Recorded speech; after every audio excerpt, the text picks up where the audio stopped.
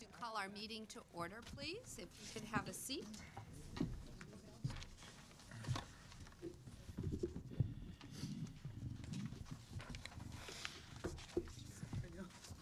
We're ready for Jerry's roll call.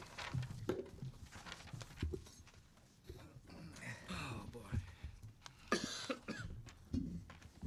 Manuel Baca. Present. Jeffrey Hall. Here. Nadia Davis Watson. Present. Barbara Davis Lyman. Here. Benita Haley. Scott Fine. Here. Nancy Newman. Here. Deborah Mallingham. Here. Peter McDougal. Here. Robert McDonald. Here. Alice Perez. Present. Michelle Price. Here. Yes. Henry Ramos. Present. Yes. Gary Reed. Here.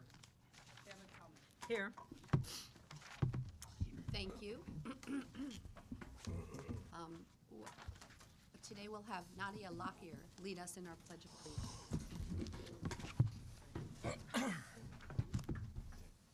Ready? Begin. I pledge allegiance to the flag of the United States of America and to the republic for which it stands, one nation, under God, indivisible, with liberty and justice for all.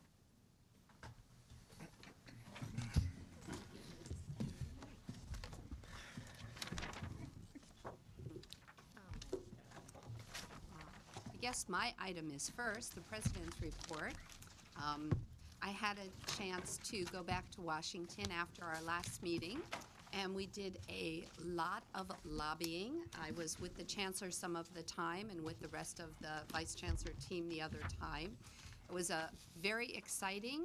We think we did a lot of good, and I got to do a little healthcare lobbying too at that time, so I had a great time. But truth be told, I didn't get to do much of the conference that we were at because we were lobbying so much, and that's what we were there for. And then I'm sure the Chancellor will tell you, this past Tuesday, there was a joint a group advocacy day with the UCs and the CSUs and the community colleges. So I participated in that, and I also got to be part of the press conference with Governor Schwarzenegger. So that sums it up. I also, on Saturday, went to, the League had a conference in Long Beach, so it was just too close to my home not to go. So I went to that and enjoyed quite a bit of that. That's my report. Chancellor Scott? All right. I joined certainly with President Mallimed in talking about the Washington trip. I sent a communique to the entire board outlining what we did there. I thought it was a very profitable trip. We got to see lots of Congress members. We visited with the Department of Education and the Department of Labor. We visited with media, and so we really were able to get our presence felt there. I continue to travel up and down the state representing the Chancellor's office at a variety of statewide meetings. Two of those were in the Sacramento area. I spoke at CalWorks, and also I had an interesting panel on racism at the Sierra College, in which a couple of professors from the University of California were also speakers, and that was quite good. Went down to San Jose and spoke at the EdSource Forum. They broadened their forum. They're largely a K through 12 group, but they decided to also focus on the community colleges, and so Hal Plotkin from the Department of Education and myself were there to both present and answer questions about the community colleges. I went to the CEO conferences, both the Northern California, which was at Yosemite, and the Southern California, which was at Temecula. Presented there. As you would imagine, the presidents and chancellors are quite interested in the status of the budget, and so that's always an enjoyable experience to not only present and answer questions, but to visit with the various CEOs throughout the state and listen to their comments. And so I attended those. I visited with the meeting of the purchasing officers in San Diego and the institutional research group in Ontario. In the last week, I was at a couple of events in which our board members were involved also. I was at Cuesta College. We had a wonderful forum there of community members. Jack O'Connell and Henry Ramos and myself were on the panel, and I was able to go up and visit their North Campus, and I was looking over the list of colleges that I've visited since I've been in this office, and I've been able to visit 31 different campuses. So I always go away energized. Some people are very excited about my being there, but I point out to them that really it's a way in which I really feel the sense of what we're doing, to visit with students and to visit with staff and administrators and trustees of the various campuses is really an exciting event.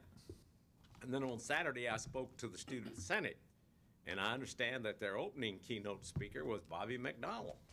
And so he was the leadoff batter, and I was the cleanup hitter in that event. Over 650 students were present. More like So it was an exciting event. I really enjoyed that, and Michelle was there. She and I got to sit at the same table. And so anyway, that was a nice event, and I had about a 20-minute speech, and then about 20 minutes of questions and answers, which were quite interesting. And then it's already been mentioned that we had a wonderful day of advocacy that took place here. I've appeared both before the Budget Subcommittee in the Senate and the Assembly, and the Master Plan hearing on April 7th. The Master Plan hearing turned out to be quite good because I was able to talk about our transfer bill, and later on we're going to have Marlene report on bills that we're involved with, sometime up, sometime downs, but we're working on some bills, and she'll give you a full report on that. But I got a very enthusiastic reception from the Master Plan Committee about our transfer bill, and Herb Carter, who is the president of the Board of Trustees at CSU, was very forthright in support of that particular bill, which I think is really could be historic in terms of what it's going to do for community colleges and CSU in terms of making transfer much smoother and save the student a lot of time and money, and save the state of California quite a bit of money. And then on April 27th, as was mentioned, we had this Advocacy Day, which is the first time we've really ever done that. We had CSU and UC and the community colleges, and the three heads were able to meet with the governor, and then he came out in the conference room, and Debbie was there and she spoke, and also there was the Reed Milburn was there from our students, and so we had really a good occasion. And then we broke up in groups, and from what I hear, it really went extremely well. People were greatly impressed at the fact that all three systems of higher education were cooperating and working together, and going from legislative office to legislative office. And I know some of the board members were present, and if any of them want to comment on that, feel free to do so at this time. We'll take up that. Barbara? Yes, I'd like to say congratulate Vice Chancellor Marlene Garcia for the hard work, and her staff for putting this together, because it really was a historical event, having, and I know other board members were present too, having the three segments of higher education together. Although we hadn't met each other before, it was like a seamless effort, because the bottom line was we were talking about students in the state of California. And so it was quite exciting. And the reception that we received from legislators was extremely positive, because it was the first time that we had ever come together like that, talking for all of our students in the state of California. Yeah, I'd like to go ahead. I just, piggyback on what Member Davis Lyman said, that I know that when our team went to the various legislative offices, they specifically mentioned that they wondered why, this was the first time they, because it makes so much sense to have everybody coming together and doing this as a group instead of coming in separately, and so that impressed them quite a bit, and so I think that because of that, they were, even more willing to listen than their usual, and so I think that it was a huge success. And again, as Member Davis Lyman said, I'd like to thank Marlene Garcia and all the rest of the staff, Chancellor, who made a great speech to kick things off, for putting this all together. Yeah, I want to echo that. Marlene Garcia and the rest of the folks did a fantastic job of bringing everybody together. The team I was on was included the Chancellor for UC Irvine, and then one of the deans at Cal State Fullerton, and we got on the same page very quickly. I mean, we obviously are dedicated to higher education, and it just did seem very, very seamless. But I want to thank the Chancellor, Jack Scott, and the two other heads for their leadership, because I think it was a great day. It was a lot of focused attention on our needs in higher ed. Great day. And I'll comment also, and thank you, Marlene. It was very difficult bringing three groups together with a lot of last-minute planning, so it worked out well. And I believe all the legislators were visited. Am I correct? That was the goal, so every single legislator had a team visit them, so that was also impressive. And I also did get to meet Herb Carter and the head of the UC Board of Trustees or Regents, so it was nice for me in that way. I might just want to add one thing. We had a couple of students with us, and they were great. I mean, they were well prepared. They were great advocates for us. One from the statewide community college student academic senate, and then also a student body leader at UC Irvine. Yeah, Great it was very well done. Well, Marlene, you got a lot of compliments here, and you deserve it. Marlene, I watched her and her staff as they worked on that, and I'm telling you, that was a fairly difficult thing to completely coordinate, and it went off well, but there was many hours and days spent behind the scenes getting that all together. And I thought one of the outstanding things that happened on that day was that the governor said that he intended for the money that he had set aside for higher education in his January proposal, that he wanted that in the final budget, and that if it wasn't in the final budget, he was going to veto it.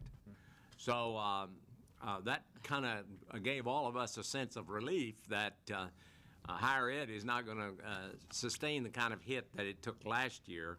We took an 8% cut. This year, he's proposed a 2.2% growth in our budget and no diminution of our budget. So I felt good about it. I felt good about the governor's response, his enthusiasm about higher education and how important it is, and also about the fact that we were able to work together. I really found working with Chancellor Reed and President Udoff most enjoyable. Those are men of really outstanding leadership. I had a relationship with Chancellor Reed when I was in the legislature, and so that's continued. But ever since President Udoff has come to the University of California, he has been a friend to the transfer. He's talked a lot about community college transfers. They've increased the number of transfers, and I think he's very committed to it. And when we talk about the transfer bill, we'll point out that right now it only includes CSU, but our feeling is that if we can get this through, that UC will need to follow within a year or two, because it'll make such a difference. I believe Bobby wants to say something. Although I wasn't at the event, I did take advantage of our community college notes that Vice Chancellor Carbaugh puts out, and I took a copy of your comments and your quotes and used them as my part of my closing remarks at the students, because I wanted to make sure that the Student Senate that they heard those comments, because I'm assuming that most of them hadn't, and I wanted to make sure that people knew what you had said and how this was a significant day. So I used that. So again, it was an ancillary part of the day. So thank you. Oh, Michelle Price. Oh, Member yeah, Price. I was also there on Tuesday, and I was able to meet with the UC Regent, the student UC Regent and the CSU, are they trustees? I don't remember his title. So it was really a great opportunity to get all three of us together. We're basically kind of the same position for each system, so I think that was one of my top experiences there. Okay, and I did fail to mention during this time I also attended a couple of national conferences and spoke. I was at the AACC, which is the American Association of Community Colleges in Seattle, and was on a panel there, and also attended quite a number of presentations and learned some things. And then there was a sponsored urban college meeting, national meeting at Folsom Lake College, and Bryce Harris had invited me to come out and speak at that. So anyway, I try to keep my jokes in mind of where I've told one. But I have to say that I try that having to speak at all these places, it's not always easy for me to come up with new material. So I do the best I can on that. Very impressive. We'll keep that in mind. I did want to mention a few other minor things. Our audio-visual people have mentioned that if when you're talking, you talk into the microphone, it does get transmitted much more clearly than when you lean back in your chair and kind of talk. So be aware of that. Feel free to pull the microphone closer. Did you have a comment? I did. I just wanted to say that the chancellor has really put himself out there in a big way to make himself available to not attend events only in the large urban centers, but to go to places like Cuesta College and some of the other more remote locations where he's been spending time. I know it's a big drain on your body and your mind and your time, Jack, that you do that, but I think it's so important now more than ever. I think a lot of these locations, a lot of these communities really need to hear directly from the leadership about the dire circumstances that we're facing, and to get the straight talk and to also get the reassurance that comes with your presence. I think the event at Cuesta College was a huge success, a lot of buzz on that campus, a lot of opportunities to follow up on as a result. Had you not made that time and that trip, I think we would lose a lot of partnership opportunities, a lot of capital. So I commend you for the wear and tear that you're willing to endure on our behalf. One other thing I failed to mention, you may have noticed that Pauline Larwood is not on our board anymore. She chose to not ask to be reappointed, and part of it was related to the care of her husband. So it wasn't that she was not interested, but she wasn't able to devote the time. So I'm sure we'll be honoring her in the future also. And welcome member Haley, I see you coming in the back, so thank you for making. No, we've moved slow until this point. I'm ready to move on to item number 1.1. And I believe Executive Vice Chancellor Bruckman, yes? Oh, on the minutes, if there are no... I'm sorry, I'm confused on the minutes, I'm sorry. Are there any changes to the minutes?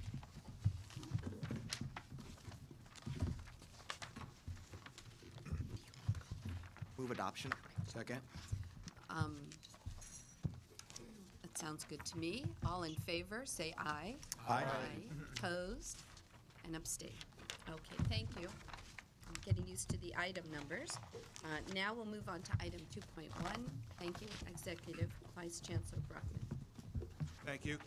This is the contracts and grants. Some meetings we have more than others. This is the time of year where we have a lot of contracts and grants being presented to the board. And the vast majority of them are CTE and other sort of vocational programs and those activities. So if there are specific questions, Jose Millan hopefully will be able to answer them. If not, staff would request approval. Member Price? Okay, on item number 16, I was wondering why we're giving $100,000 to the Hawaii Community College System.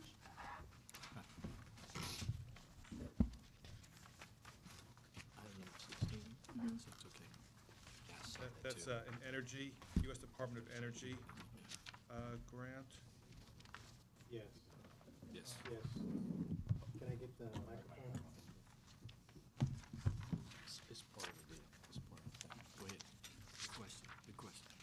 Very good question. Why are we giving money to Hawaii? The reason we're giving money to Hawaii is because the U.S. Department of Energy gave us a federal grant and made it contingent upon including other partners in other states, Hawaii being one of those states. So it's not actually our money, it's federal dollars from the U.S. Department of Energy. We're using the lion's share to develop our own programs in California, but at the request of the U.S. Department of Energy, we're also including Hawaii. Member Himmelstein? Just to follow up on that, Jose, how do we come to select Hawaii as opposed to New Mexico? That was at the specific request of the U.S. Department of Energy. Oh, okay, so they make the decision for us. Yes. Very good. Any other questions? Member Baum? I had a couple of questions on the technology and research 29 and 30. The grants for the 3C Media Solutions, and then the conferencing, CCC Confer. And so I don't know who. What is your question? Okay, one is, again, so we can describe, is this, what's the source of the funds, and then how do we evaluate whether they're being used effectively? And number 30 seems like a new project that we're undertaking. We're setting up a statewide system for teleconferencing, and what's the source of that funds? And do we know that it's worth it? It's a substantial contract of $3 million. Okay, I can address that. Thank you. Both of the sources of the funds here are Prop 98 money. They're in a line item in our system budget called the Telecommunications and Technology Infrastructure Program, which is normally about a $26 million item. This year is about $15 million. The 3C Media Solutions, that was done by competitive bid. That runs our system-wide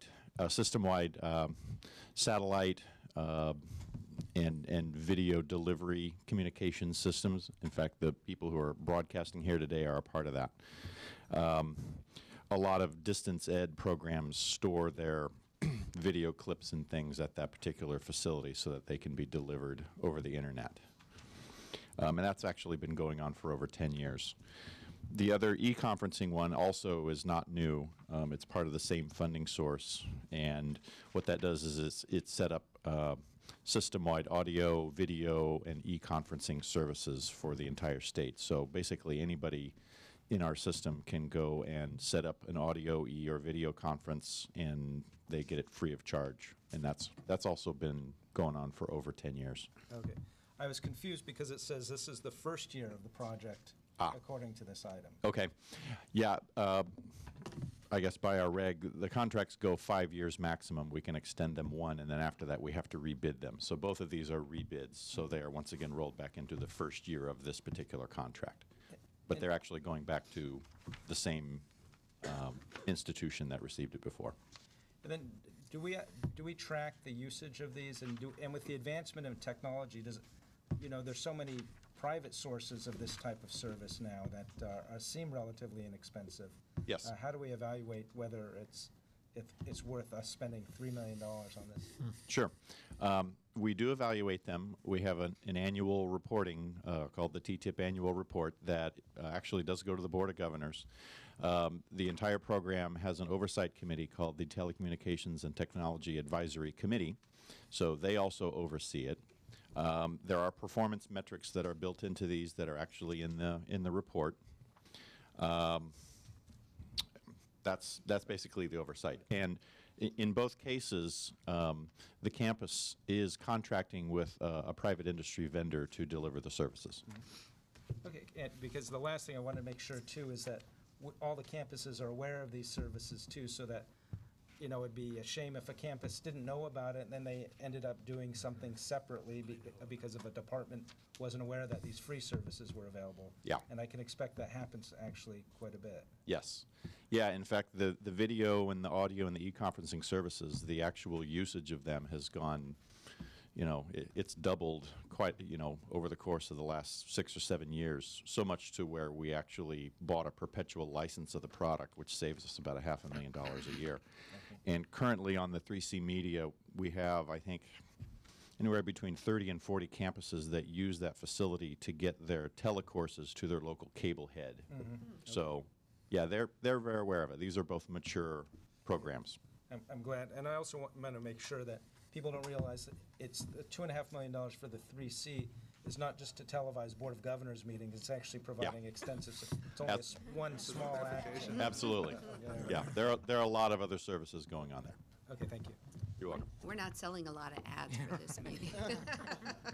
Any other comments or questions?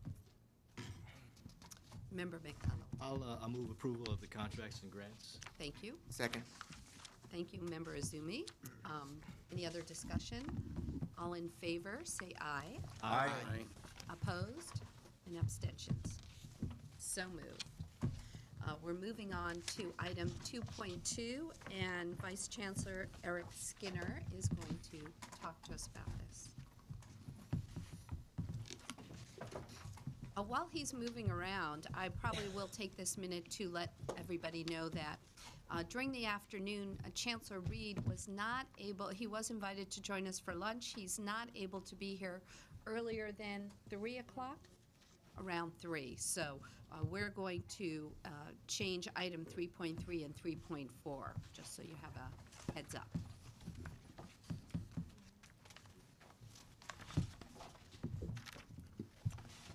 Well, welcome, Vice Chancellor Skinner.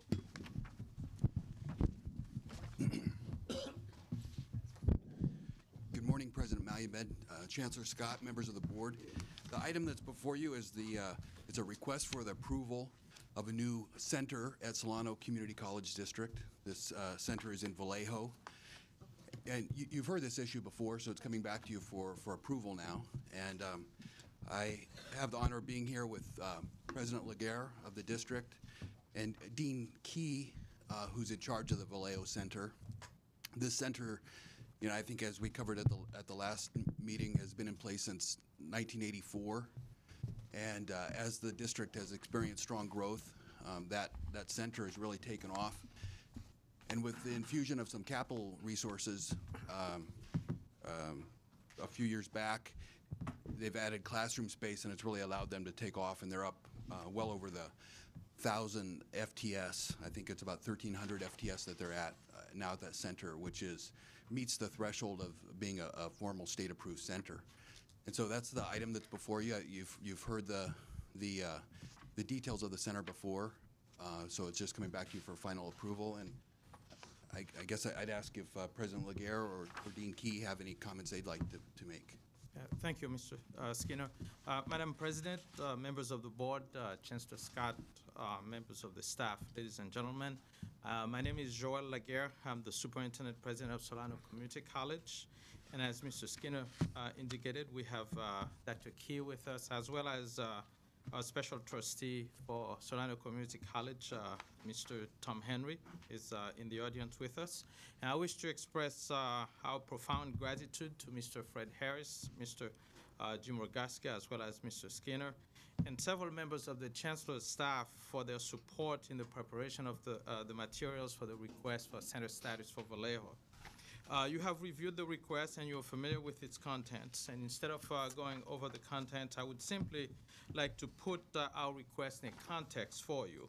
The context I would like to use is that of George Vaughn, who's former president and CEO of the Association of American Community Colleges, in his famous essay, The Community College and the American Dream. Dr. Vaughn says, "Give us your young and your not so young.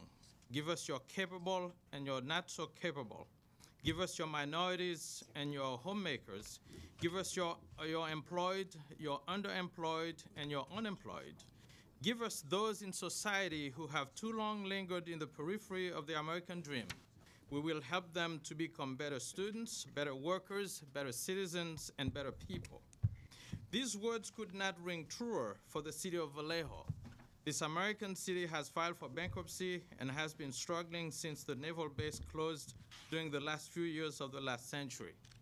The schools in Vallejo are failing, and over the past couple of years, less than 50% of the students are completing a high school diploma. If you drive around Vallejo, it is easy to see despair and blight. Vallejo boasts one of the most diversified population in the state and the country. Vallejo has the poor, the immigrants, the unemployed, and the underemployed, and that Dr. Vaughn talked about. The elements are there for us to have a wonderful community college center in Vallejo. Despite its struggles, you will be hard to find a Vallejan who is not proud to be from there and who's not committed to changing it. I say all this to share with you how the action you're about to take about the center is so central to the success of so many young adults who have or have not completed high school, so many American-born who are lingering on the periphery of the American dream and for whom a community college is so essential, and for so many immigrants, especially from Asia and Latin America.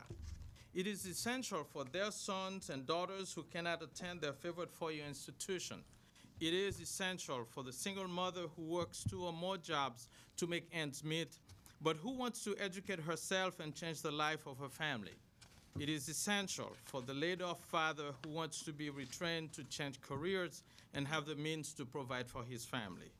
We can cite many other examples for you, but in short, we ask for your support to approve center status for Vallejo because it will dramatically change the lives of those who live there, who live in Benicia, and others who will access its services for many other reasons.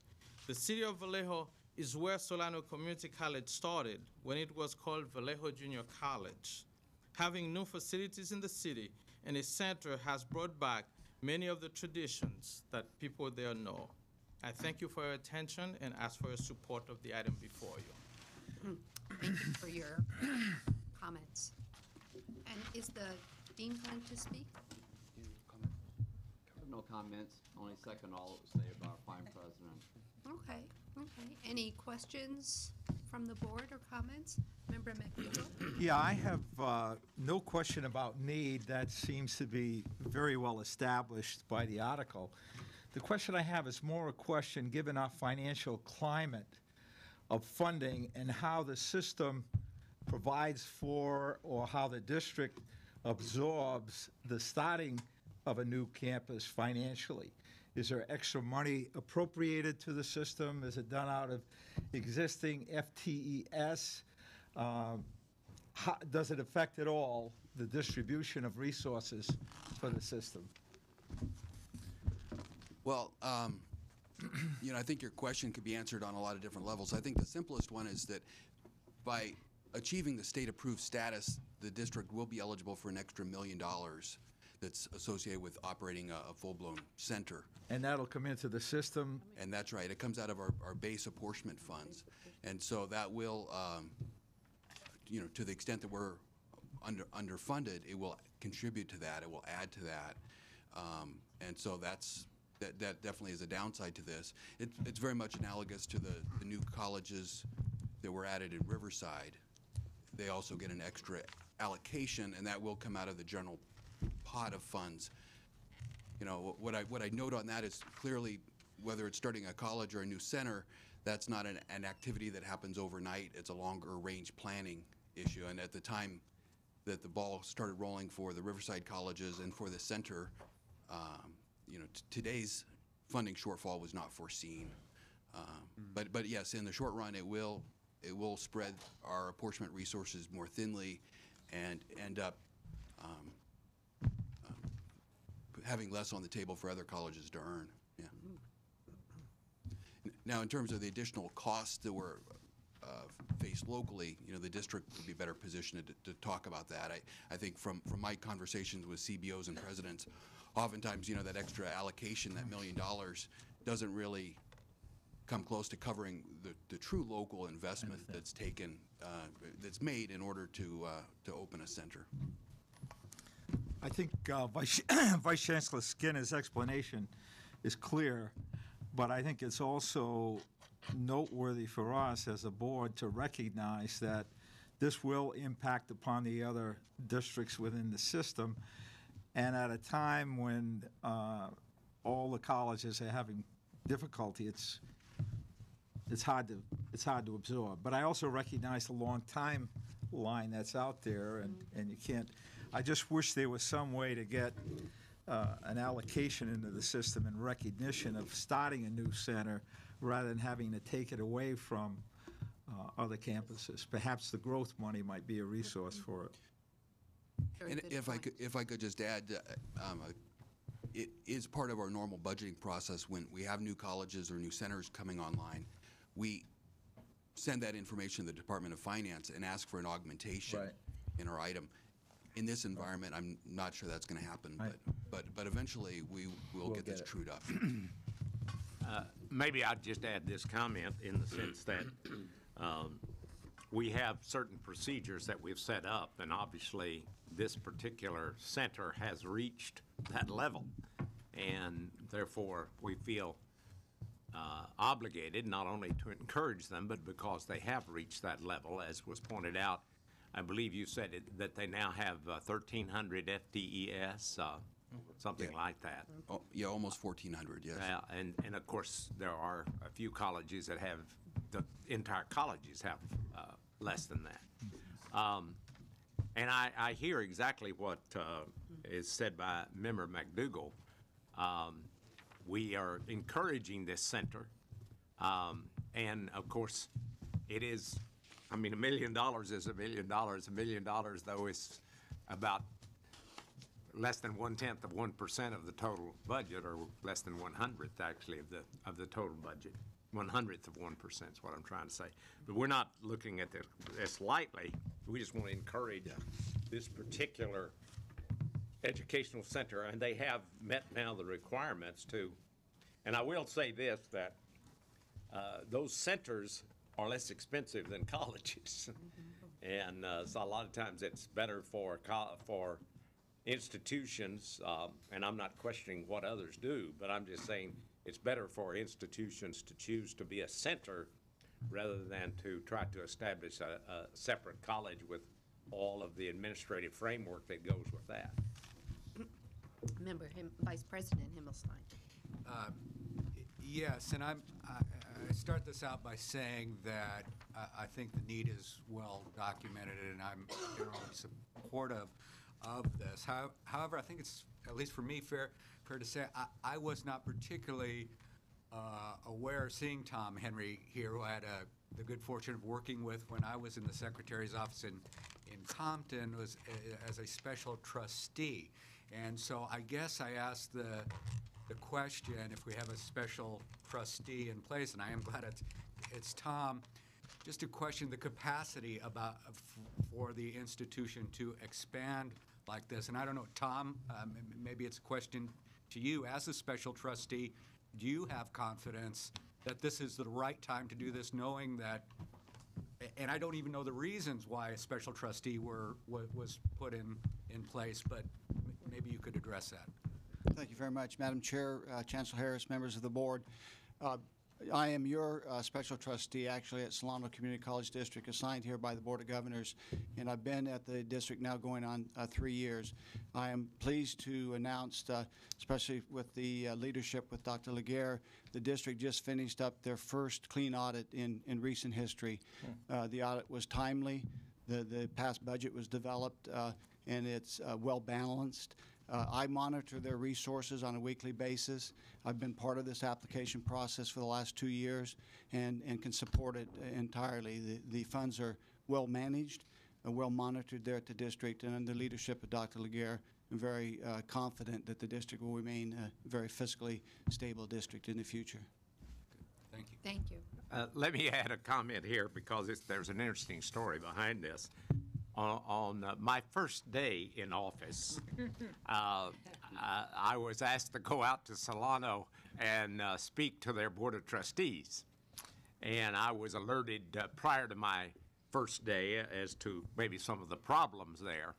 And I was rather frank in my conversation with the Board of Trustees. I believe that, Tom, you were there, and Eric and Steve accompanied me, and Fred Harris. So we had it's kind of an interesting day to start your chancellorship. But that place really turned around. First, there was Bob Jensen, who was sent in there as an interim president, and Bob was very helpful, and he was both diplomatic and direct in handling that situation. And then, of course, they were fortunate to have the appointment of the new president, President Laguerre, who, by the way, has come to my office, and I'm very impressed with his background and his work there. So I feel good about Solano Community College. It wasn't, it's kind of a project that we really see some movement in the right direction. And I'm glad to hear Tom say that he's checked the entire finances carefully and say that they're now in very good shape, because they had to take some pretty strong action. And of course, a lot of our districts are taking strong action, even those in the best of shape, because of the fact that we're confronted with such difficulties. We took an 8% cut. And so at least I haven't subsequently visited that campus, but Bob Jensen and President Laguerre have both been to my office, and I was encouraged by the report that was taken and the way that the community rallied around and decided, you know, we're going to go in a more austere direction. And that's what they've done. And I think the enrollment there is quite good in terms of what I've heard. Solano is an area that definitely needs to be served.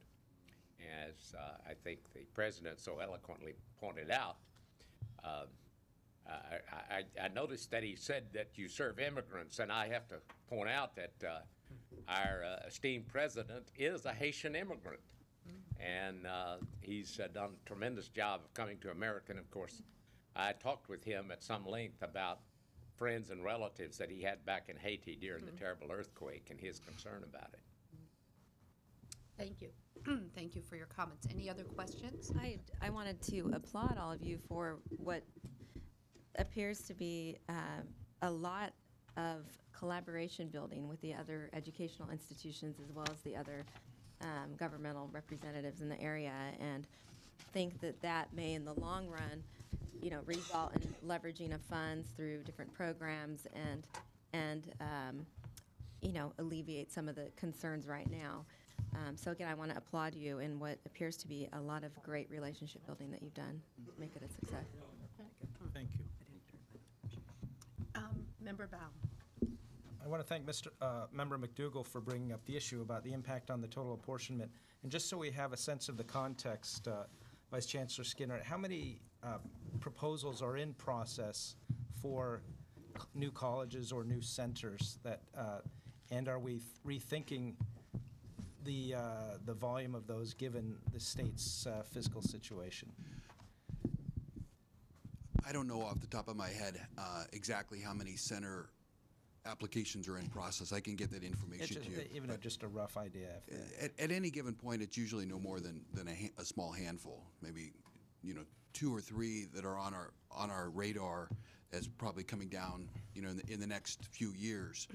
In most, I guess another way to answer, in most recent years, the number of centers being approved probably averages about 2 during the course of a year. So that's the magnitude we're talking about. There'll be years with none and years with 3. And are we encouraging the growth of new centers or in colleges given the demand for services? And is there a way we can appeal to the state for more support as a result of the growth? I don't know. Well, the Chancellor's office, you know, we're not taking an active role to encourage new centers or new colleges for that matter. It's really a matter that's, you know, clearly there's a fiscal policy in place in terms of providing an additional increment of funding for opening a center or a college, but there's really no other active role we're playing or really have ever played to promote that kind of expansion. It's really a function of local pressures and local demand that drive it. At the same time, we haven't taken steps to discourage it either. Sure, we just set up the process and then. That's right. Now, in terms of seeking the additional funding, as I mentioned, whenever a new center or college comes online, or actually as soon as we're aware that they're eminently going to come online and be eligible for funding, we alert the administration, the Department of Finance. And in most years, we do have that additional increment addressed in our, you know, through the state budget. Okay. My last question, and I know I've been told this before, but it would be helpful. Again, the WSCH per enrollment ratio, what is that acronym? That's, maybe if somebody can help me, but it's the WISH, they call it, and it's... Weekly student contact hours. Thank you. I hit a blank there, and it's essentially a measurement of student workload. Okay, thank you. Instruction occurring. And there's, I believe is 525 weekly student contact hours per FTE, which is full-time student equivalents. That's right. And we're funded on the basis of full-time student equivalents. Of course, there's some other complications in community college funding, but those of us who are former presidents remember that extremely well. For sure. Are you, Member McDonald? I move for approval of. Second. Thank you, thank you. Any other questions or comments? I'm sorry, Member Haley. Just a comment. I want to thank Member McDonald and all the people that ask questions regarding this, because I think it helps all of us to know about and be reminded of what all that goes into developing to this point, and the timeliness in terms of the questions in terms of finances is very appropriate. We all, I think, benefit from that. So I just want to thank all of you for bringing that up, and certainly to the district. It's true. It's absolutely true. All in favor, say aye. Aye. Aye. Opposed? And abstentions? So moved. Thank you. Thank you. Thank you for coming by, President. Thank you. Thank you. We'll move on to item 3.1, and Vice Chancellor Skinner. Thank you. This next item is simply an update on the state budget. And, you know, in a nutshell, while there is activity on the state budget, it's really no definitive actions are being taken. I'd say largely the state budget process is in a holding pattern, awaiting updates to the state's revenue and expenditure numbers. Those will be forthcoming in the May revision that the governor will release on May 14th. So again, that document, I think most of you are aware of, will provide an update to his original January proposal. And the most critical elements, again, are updates on state revenue forecasts and also state expenditure forecasts. The last official estimate of the state's budget problem was roughly just over $19 billion. There was hope, based on some strong revenue numbers in January, February, and March, that number may have been whittled down because of the economy starting to bolster state revenues. Unfortunately, the April revenues are coming in quite low and seem to probably completely wipe out the January, February, and March overage, or the amount that exceeded estimates, and we may have actually grown the problem a little bit more. But, you know, it's one of those things, the numbers are going to be what their numbers are going to be. We'll see that in a couple weeks. I think those of us who work closely with the process try to monitor it day by day. But, you know, soon enough, we will know the magnitude of the problem. You know, so in terms of the types of activities that have been going on, though, there have been numerous hearings in the legislature. Chancellor Scott alluded to a couple of them. He's testified at several hearings, as have I. And we've been making the case to state leaders about the strong enrollment demand that's out there for the colleges, and the fact that currently, you know, with the budget cuts that the colleges took this year, their capacity to serve those students has been deeply diminished at the very time when that enrollment demand is higher than it's ever been. And that message has been well received and heard clearly, I think, in the legislature. It's as well as by the governor. Several, Chancellor Scott and President Malumed referenced the April 27th Advocacy Day, and it was, I think, the strongest statement I've ever seen by a governor about higher education to single it out as the key issue that he's going to be using to evaluate the budget that comes his way, and that he will veto a budget that diminishes the resources compared to his January proposal is the strongest comment on higher education I've ever heard from a governor. So that's beneficial to us. But I would underscore, though, that especially with April revenues coming in weak, we're not through the woods yet, and state leaders are going to face some tremendously difficult choices as they try to close this budget gap. And while it's beneficial to us that the governor takes this very strong position, they're going to have the state leaders in the legislature and the governor are going to face some incredibly difficult choices. And so it's going to require our continued advocacy through the end of this process, whenever that is. I did want to just briefly also note the high volume of advocacy that's occurred this year. It's really been exceptional. April 27th day was the most recent day, and it was a very powerful day of advocacy. And I think having that joint message with UC and CSU really did drive the message of investment in higher education, really drove that message home in about the best way possible. But if you look back, there's been a whole string of events going back to January. The league has had a couple advocacy days in the Capitol. FAC had a great advocacy day.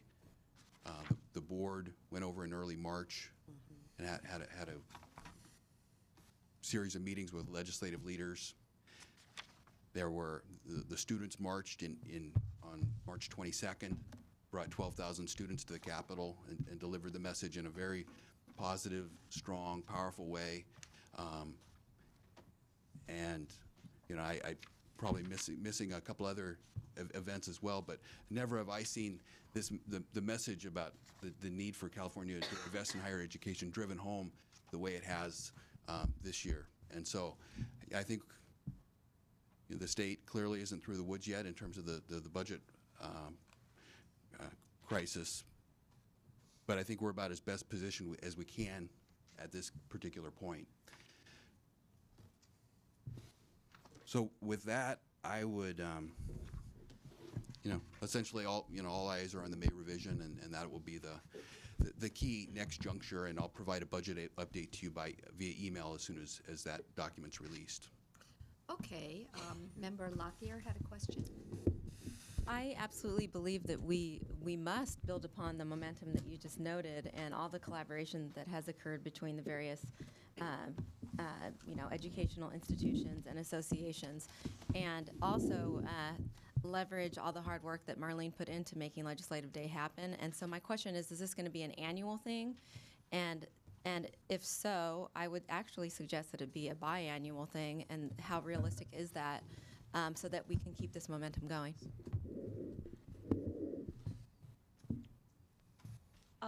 I think that this was the first time we tried this, and a lot of the success of this day was the leadership of the three heads of the segments, and also the relationship they have with the governor. So I think at this point there's strong interest in continuing this kind of advocacy and in the future, and hopefully with the next governor we'll be able to cultivate that same kind of relationship and do something.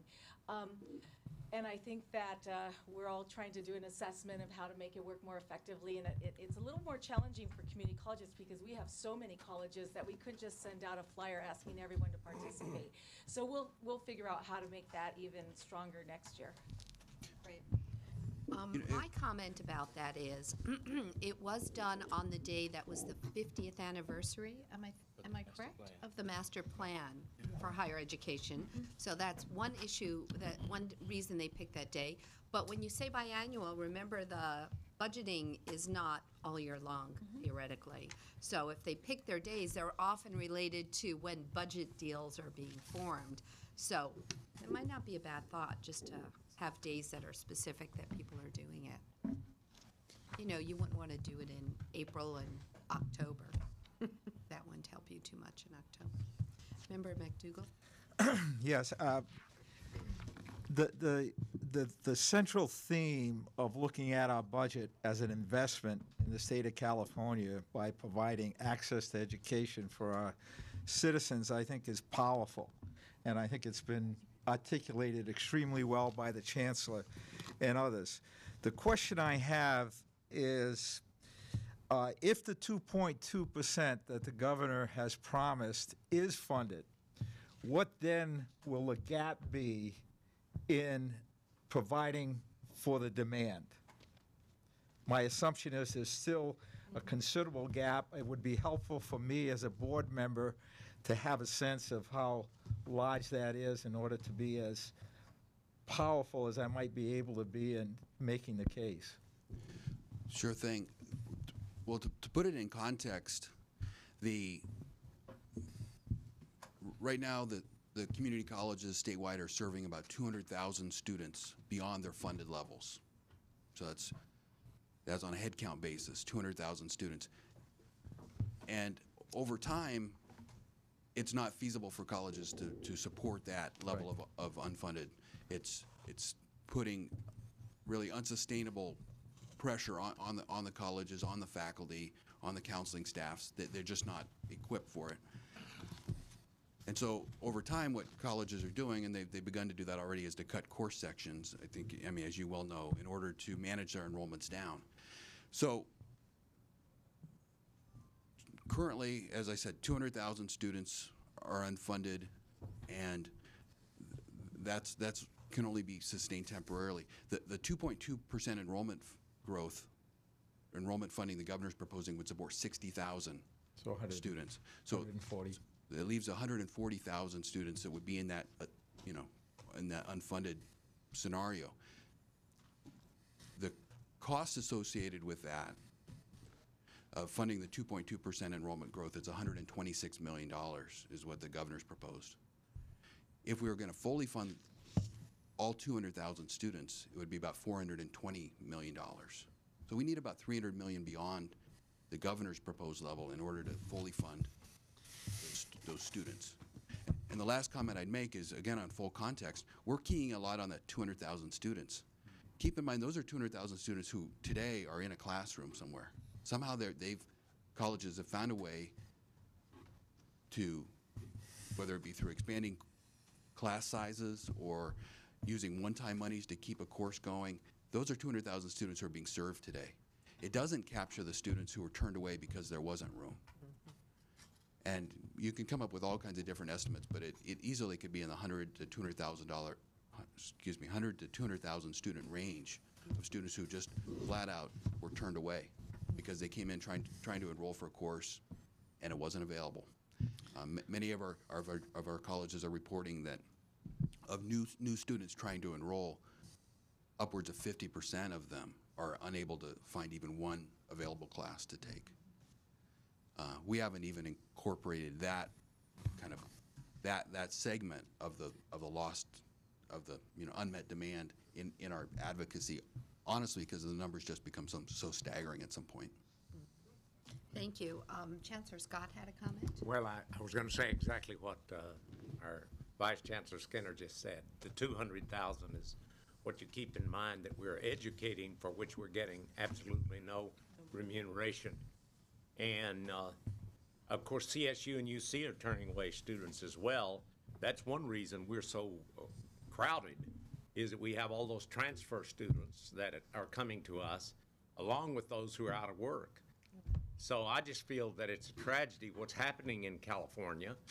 I recognize what the recession has done in terms of state revenues, but I think 10, 20 years from now, we're going to pay a pretty high price for the fact that we didn't give the education to students who were asking for it. And as a result, we're going to have a less educated populace to fill jobs that are requiring more and more education. So it's not a rosy picture, and as sometime Vice Chancellor Skinner said, we're making the case, and we don't want to come off as mere whiners. So we're trying to say we can do this. We can, if you'll just invest more in higher education, we'll educate more students and we'll prepare them for the economy of California that's so desperately needed. So those of you who are Board of Governors members, certainly we want to equip you with the statistics that you can go out and make that case in your local community. But I've never known of the community colleges struggling more mightily or in some ways more heroically than they are right now, because they report to me from different colleges, our classes, 98% of them are totally filled with waiting list, you know, and that's kind of sad when you think about people desiring education and can't get it. Well, thank you, Vice President Himmelstein. Wow, you were next. Okay. Eric, thanks for your report, and thanks for taking the time to brief Member McDougall and I as the Budget Committee. I brought this up on our phone call. I was in a meeting with a group of mayors and the governor this week, and he also repeated that he would not sign a budget unless the $2 billion increase for higher education was included. And I guess my first question is, and we talked about this a little bit, and I need to go back, but of that, does that $2 billion that he refers to, is that part of our Prop 98 funding, or is that, do we get a piece of the $2 billion on, on top of that? I don't know the answer. Number two, he also said he would not sign a budget bill without full funding of the Cal Grants as well. Is that your understanding? Well, to begin with, I've been working trying to identify the $2 billion number to see where that comes from. But I believe that incorporates his January proposal that included augmentations, or actually, better word is restorations for UC and CSU. Okay. They were both tapped with some significant $305 million one-time cuts that occurred for both UC and CSU. So $610 million. Those were specified as one-time cuts when they occurred, and so the governor's proposal restores those. It also covers some baseline increases in Cal Grants, and for us, the net change is an increase. It's really the enrollment growth funding that's the increase, 126 million. So I believe, I'm still trying to see how that gets to $2 billion, but I think that's the number he's keying in on. I've got some inquiries in right now. In terms of Cal Grants, my understanding of where the governor is right now is that he wants to see the full funding of Cal Grants that he included in his January budget. Right. Remember, his January budget did propose the suspension of new competitive Cal Grant awards. What I believe I heard him say on the 27th was that a high priority for him would be to undo that proposed cut. So at this point, I don't think he's committed to restoring the competitive Cal Grants. I think his precise words were, that unfortunately he had to propose some cuts to Cal Grants back in January because there weren't revenues. But if more revenues come in, that'll be a top priority for him to restore. Okay. And other people were in the room, so maybe they heard that a little differently. But I think he signaled his sympathies for that, but I don't think he's committed resources at this point. Thank you for that clarification. Member Thomas and Member Davis-Lyman, was your hand up? Thank you. It may seem that the top priority is to get funding for all of the students that colleges are serving. However, I hesitate to have us lose track or lose sight of what the funding level per student is as well. So can you just give us a sense of where we stand as far as the funding level per student? Because while it's most important that we fund those 200 over cap and beyond, I'm really also concerned about the level of funding per student, and are we doing an adequate job there as well? Well, you raise an important point, and our level of funding per student has declined. Right. And that was largely due to the cuts we took in the current year. The $520 million in cuts but specifically what's going to drive down the per-student funding is the $313 million in cuts we took to our categorical programs, to our student services programs. I don't have the number in front of me, so I don't want to just venture a guess, but we have lost spending power per student measured in real dollars, and even more so if you consider inflation-adjusted dollars. We've had 2 years without cost of living adjustments. We missed about 9% worth of COLA with a cost of over $500 million, and actually even more than that. It's approaching $1 billion in terms of lost spending power due to lost COLA. So, I mean, you raise an important point. I think Chancellor Scott has referred to it before as thinning of the soup. That as we're asked to serve more students with fewer resources, it makes it harder to get the job done and to preserve quality. What I'd say, though, is at this particular time, part of what we need to do in our budget advocacy is to be mindful of where the political currents and the public policy currents are flowing. And we're not going to be successful swimming upstream. So we need to see where the currents are flowing. Right now, the focus on access, on keeping the doors open for students, is where the focus is. And I'm not just talking in just kind of jaded political terms either. I think in the system, our colleges are focused, our faculty are focused on keeping the door open. And I hear all these stories about faculty members being approached by students saying, I know your class is full, but can you take one more? And the faculty member will look around and say, well, we have a chair over there. Yeah, come on in. There's a floor. There's a floor. And so I think in a very real sense, that's where California is right now. And I think that seeking funding for access is going to be our best bet. It's clearly the first priority of the governor, and also we've been hearing it in the legislature.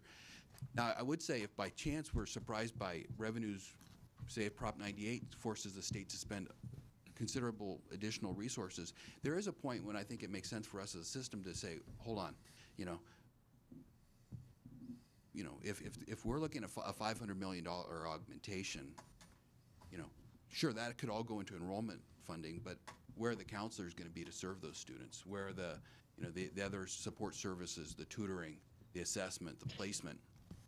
At some point it would be smart for us as a system to say, give us $126 million for enrollment funding. We'll keep the door open for 60,000 students. But above that level, maybe we need to talk about this a little bit. What kind of other kind of add-backs should we look at, in terms of restoring counselors, assessment functions, tutoring functions, these kind of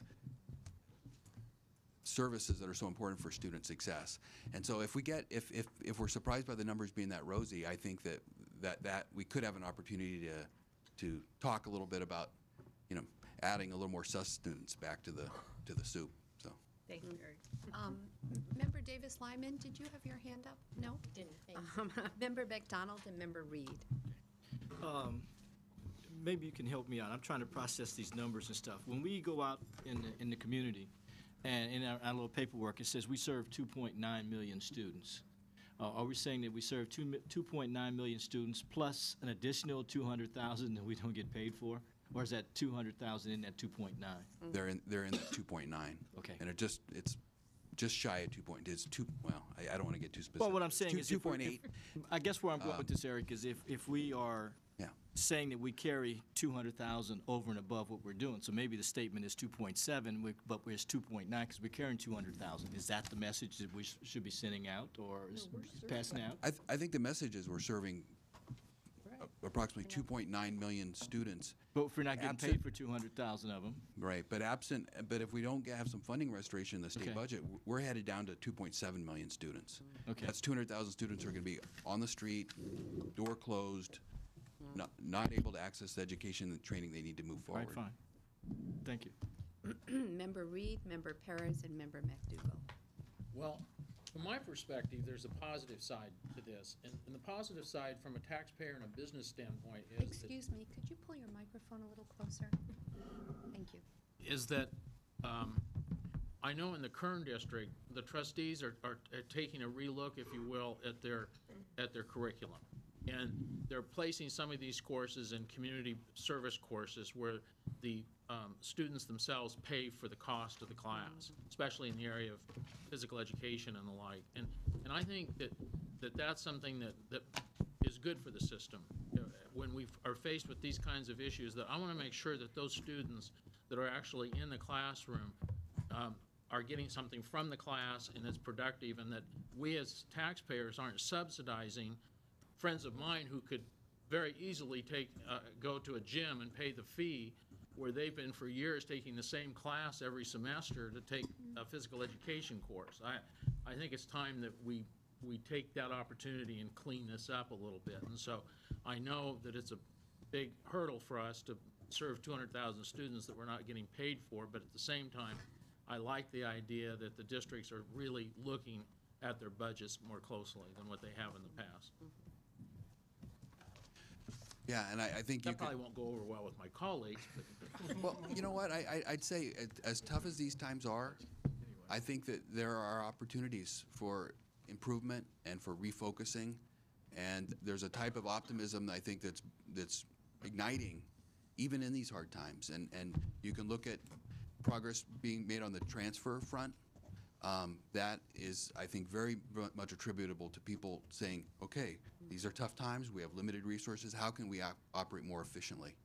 You have districts, as you said, pushing the lower priority classes, the community, off into community service, or just terminating some courses that perhaps shouldn't have been offered. And you know, Chancellor Scott has a phrase he's used that's kind of caught on with us, is that, you know, we're going to emerge from this crisis leaner, and hopefully we emerge stronger as well. And I think it is an opportunity for refocusing and getting back to priorities. And Member Reed, I often in my message constantly say what the legislature said, that we ought to emphasize basic skills, transfer education, and career technical education. And if there are courses that we could call avocational, maybe they were good courses, and I'll use aerobics for seniors as an illustration, we'll just have to move those to community services, and we'll have to say, you know, from now on, and we, you know, the trustees, the board of trustees in these local places are facing some criticism as a result of that, but they're standing pretty firm and saying, in effect, we're not going to always offer all the services and all of the classes that we once did. So we are, on the one hand, I'm saddened when I see students who want transfer education and so forth being turned away, but I think when we move some classes for, say, older adults to community services, that makes sense. Member Perez? I think it's great news that we're hearing that there's possibility to increase funding, but I think we still need to take this opportunity to continue to look at ways to streamline our budget process. And I think, yeah, we can fund new students, but if we don't still focus on basic skills and providing the foundation for our students to be successful, we'll continue to see a lot of students drop out, which is really not what our goal is at the end of the day. And I think the other piece of that, too, is that if there's a way for our office to coordinate discussions and lead some opportunities for the colleges and systems across to talk about collaborative efforts to reduce overall cost of some of the duplicative services that we're all offering and we're paying for at the local levels, that we could potentially have a better mechanism to fund that by having, you know, across the board costs opposed to individual costs. I would love to see our office take the lead and lead some of those discussions as well. Could I just quickly note on that? There's an exciting project that's underway right now. Actually the Foundation for Community Colleges is the lead on it. They're operating a grant project, grant-funded project that was funded by the Kresge Foundation, and its focus is on developing options for generating revenues or saving, generating cost savings amongst the community colleges. And at this point, it's in a kind of a information gathering mode.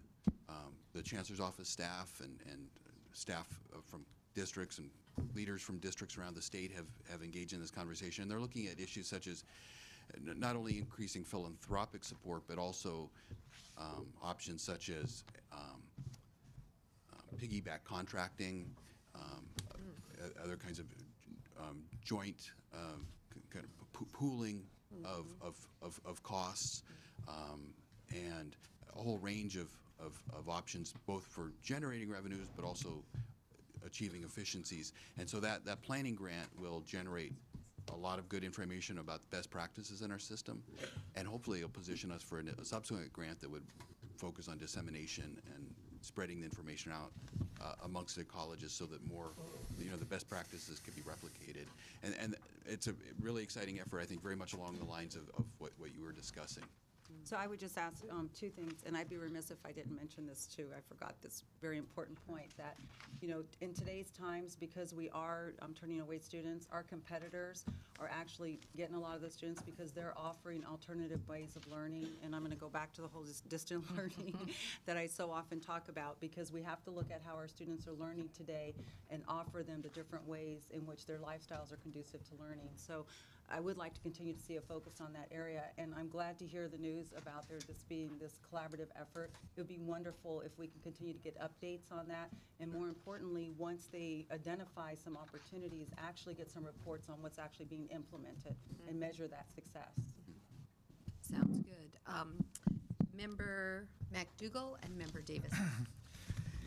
I'd like to try to just push a little harder for an accurate figure of what we're not able to do for the citizens of California. Specifically, we recognize the 200,000 deficit that we have. We recognize that even with the governor's augmentation, we will have 160,000 students who might not be served.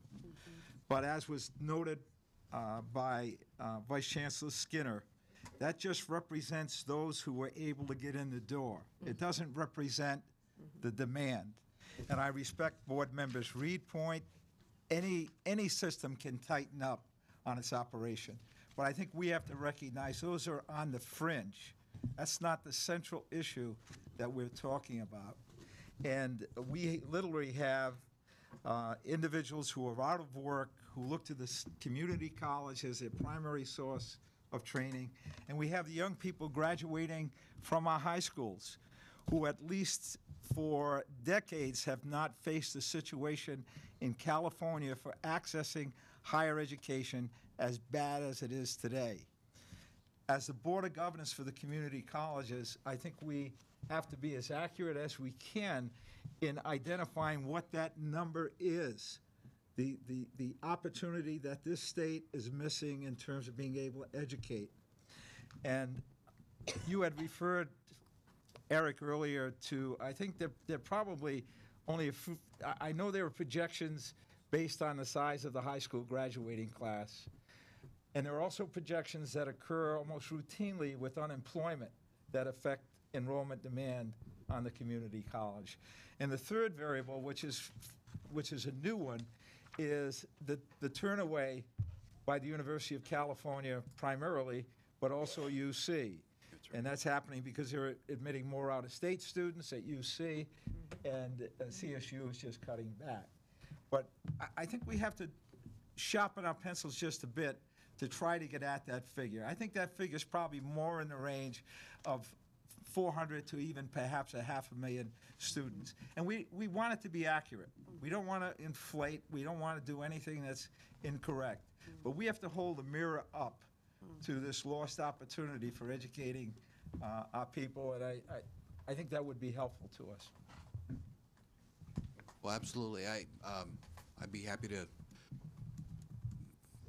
fine-tune that number. And again, even if we just assume that we're going to, that we could have, in the absence of resource constraints, just grown at the same rate we've grown over the last 2 years, I mean, that would be a very conservative approach. And I can put some numbers to that and get it to you during this board meeting. I think that would help. Thank you. Member Davis-Lyman. Thank you. I'd like to expand on Member Reed's comments today. Often when we talk about tightening up, the first area that we speak about is physical education. If we are going to have this conversation about PE, fitness, I think we need to have some of the research behind why PE is embedded in some of our general education programs. We need to have a bigger discussion about this so that we, like in other areas, have the research where PE is embedded in strong GE programs. So that I think we're talking about apples and oranges here, and yet we lump it all together. So I would like, as a board, for us to have this conversation about PE. It's the first thing that's talked about when we're tightening up programs. There is some current research that relates to how students learn, the effectiveness of learning in relationship to their physical activity. It's not new research. This is new research, but there has been research for many years. Of course, there are kinds of programs that need to be funded in another way. But when we talk about PE kind of in a general way, I think we do a disservice to our transfer programs that have PE embedded into them. There are certificate programs that definitely have PE for a reason. It's not just there as a filler. And so, as a nation at risk in fitness, I'd like to see us expand this conversation specifically about PE. Well, that might be an interesting subject for a future board meeting, because we were not picking on PE, but... Well, it's always mentioned, though. It's the first thing mentioned, and I think I'm appreciative of Member Reed bringing this up, so that we can have, what are the PE classes that belong in a community ed kind of program, contract program? What are the ones that are essential and that we do have research and background on? So that we're not lumping everything. Well, and my other thought about this isn't that more of a local issue? It's not something that we're dealing with. It's fascinating to me at CSU and UC, they're not making the cuts. They are in their athletic programs, but not necessarily in their PE programs. And so it's like, if we're looking at systems, but concentrating on transfer, on our certificate programs, the kinds of things that we feel so strongly about as a board. Basic skills. Thank you. In relationship to PE. Okay. Did I see a few more hands? I would concur with that. As a kinesiology/physical education major, I needed some transfer from LA Harbor into Cal State Fullerton. So I would concur with that, because people do seem to lump athletics with physical education, and the two, although they're intertwined, sometimes they're separate. Okay? Okay, any other comments or thoughts, Member Lonnie? I wanted to note, also, before we move on to another agenda item, that if in the Kresge analysis, if they could, in addition to analyzing grant opportunities and cost savings through pooling of contracts, if they could look into some creative public-private partnerships that would be private funding for something like a PE course, but more importantly for actual public positions. I do know, again, that we have done that through the Office of Violence Against Women Family Justice Center model. I mean, we have brought in private funding for public positions and public programs. Not necessarily through grants, but through private corporate one-time donations. Thank you. Thank you. Member Ramos? Yeah, real quickly to that point, I think it's an important one. My understanding, Gary, correct me if I'm wrong, is that the Kresge leadership is going to be helping the foundation leadership to convene a meeting of many corporate and private foundation funders to review the findings of this initial study and to talk about ways that there might be more collaborative joint investments in some of the opportunities that are surfaced. So that may be, in some measure, a way to get at the important comment that was just made. I have a last question. I have heard some of the people talking about raising student fees. What have you heard through the budget talks? Well, I think that the focus, the conversation on student fees hasn't achieved any real degree of focus. So I think the opinions that people have now about fees are largely, the opinions they just generally carry around. I mean, some people think that we should raise fees considerably and also increase financial aid to protect students needy students from the impacts. Other folks think fees should go back down to zero. So, there are a lot of, it's a visceral issue, as you well know. I don't think the conversation on fees will really come into focus until we understand what the resource picture is. Very honestly, I think if there are sufficient resources in the state budget to fund our 2.2% enrollment growth and to not cut us anymore, it would be hard for me to imagine there being a great push for a fee increase on students. Okay. On the other hand, if the numbers turn south and we're looking at losing more counselors, losing more course sections, having other direct impacts on students, I think the case is a little more compelling as to why some additional fee revenues might help to mitigate that circumstance. But without that fiscal context, there's really no focus that I perceive to that conversation in the Capitol. Okay, thank you. Member Reed? When I first came to this board a few years ago, we were facing a terrible issue, declining enrollment. We didn't know why the students weren't coming to the community colleges because the workforce was at 110%. And there wasn't any reason to go to school because I can get a job. And I think that a lot of this is a knee-jerk reaction to some extent over the general state of the economy, and that we have such high unemployment that the first thing we look towards is the education, which I admire. I think that's a good thing. But I think what we have to be careful about in policy is not to direct our policy at these up and down issues that are related to the general economy, and that we have some standards that are looking long-term for what's best for the system. Because we can't control whether we're going to have high unemployment or not. But I remember, Mr. Skinner, yourself saying that when we look at tuition as an example, that we should try to find some other basis other than the effects of the economy to make the long-term determination of what our tuition should be for our students. Yeah, that's a good point. And I think those are the kinds of issues that we should engage in, and think about that relative to the general economy, that we're going to have good days and we're going to have bad, and we're not going to always have 12, 14% unemployment, and our students are going to go back to work. I know for a fact that a lot of our graduates, a lot of our students today that are in my area are going to graduate school now because they can't find a job. They're not going to graduate school because they truly want a graduate degree. They just can't find a job, so I might as well go to school as long as I can get a student grant or whatever. And that has some long-term effects because then they enter the workforce and they never can pay back their student loan and they're broke the rest of their life. So I think we need to think about that. Right. I can go on for a while. But Thank you, thank you, thank you. Well, our last comment will be. Okay, I agree with that. I think during these times you can go in many different directions, and you certainly shouldn't let budget up and downs overly influence policy, because you may head up in the wrong direction. I do think, however, that if we're not paying attention, let me backtrack a little bit. I think intuitively the system knows that we have those up and downs, and on many campuses right now we're just trying to sustain things. The faculty taking additional students, they know they can't sustain that over a long period of time. It affects quality. Districts are dipping into reserves in order to offer more courses. They know they can't sustain that because that also runs out. I think the biggest concern is not so much looking at a future that may not be there, but in terms of continued growth and need and so forth, but one that undermines the institution to the degree that it becomes very difficult to recover.